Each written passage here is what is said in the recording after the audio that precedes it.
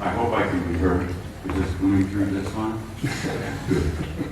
Before I begin, I would like to say a couple of words of deep appreciation for the sponsors and the people who have put this program together.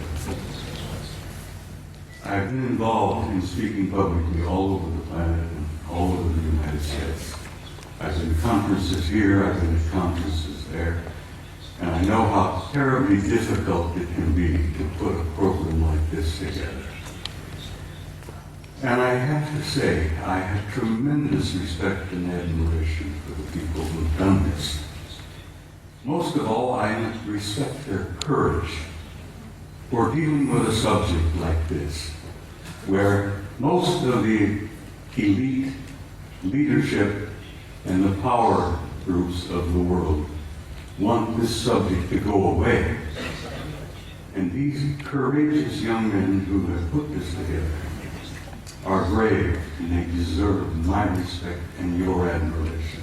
And I want to say I thank you because I know what you did.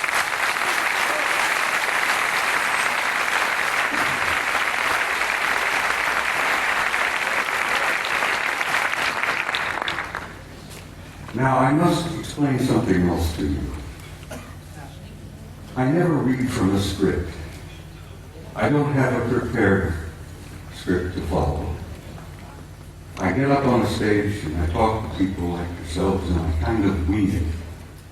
I have so much material and I have such a problem of keeping it under the allotted time that I've been given.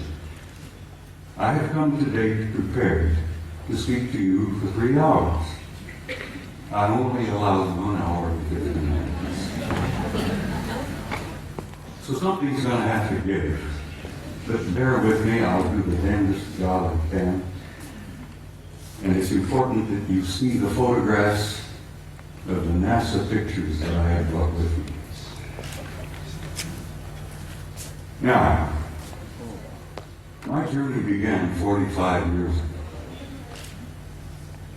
I began a journey that if I had known then what I know now, if I had known the pain, the anguish, the heartbreak that I was going to experience over these 45 years, I might not have started that journey at all. But here I am in Barcelona in 2009 with some of the most delightful people I have ever met. And looking back, I find that the journey was worth the effort. It was worth the pain, it was worth the heartbreak. And I'm delighted to be here. And I'm delighted to see all of you out there. And this is such an encouragement to me that people are beginning to demand the truth. They know they've been lied to from the very beginning. And they want to know. And I'm going to here this afternoon hopefully contribute one small measure to helping you understand and helping you know. Most of my adult life, or most of my first part of my adult life, I was a professional soldier. I was in the Army. I joined the Army in 1950 to avoid the draft. Ended up going to Officers Candidate School, and so help me God, while I was going to OCS at Fort Riley, Kansas, the North Koreans invaded South Korea, and the next thing I know, I'm on the front lines of Korea being shot at by a bunch of pissed off Chinese and North Koreans who tried to kill me. And I had nothing against them. I didn't want to kill them. Here I am. 1951, leading combat troops in Korea in one of the bloodiest wars we had ever had. And the rest, I guess you could say, is history. I led combat troops in Korea in 1951. I spent 27 years on active duty, and I also was involved in the war in Southeast Asia in 1970, where I was part of an organization that gathered intelligence in the jungles of Southeast Asia, South Vietnam, Laos, Cambodia. And let me tell you, some of those years were rather harrowing.